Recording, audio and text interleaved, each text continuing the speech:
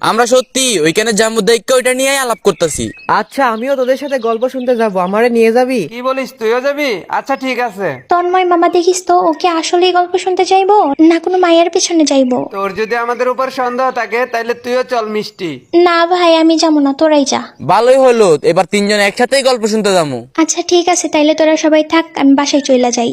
Bye bye, শনিবার আবার দেখা হবে। আচ্ছা ঠিক আছে, যা তাহলে, আর দেখে শুনে যাস। আচ্ছা তোরা দুইজন যে আমার সাথে যাবি, ওইখানে গেলে কিন্তু অনেক রাত হইতে পারে, তোদের বাড়িতে কোনো সমস্যা হবে না তো? আরে না, কোনো সমস্যা নাই, আমাদের বাড়ি থেকে কিছু বলবে না। আরে কোনো সমস্যা নাই, চল। পরে যদি তোদের বাড়ি থেকে কিছু বলে তখন কিন্তু আবার আমার দোষ দিতে পারবি না। আচ্ছা ঠিক আছে। তাহলে এখনই রওনা দিয়ে দেই, চল। ঠিক আছে, তাহলে চল।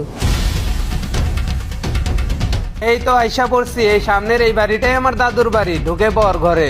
আরে দাদু তো ঘুমাই রয়েছে। আচ্ছা দাঁড়া, আমি ডাক দিতেছি। দাদু, দাদু।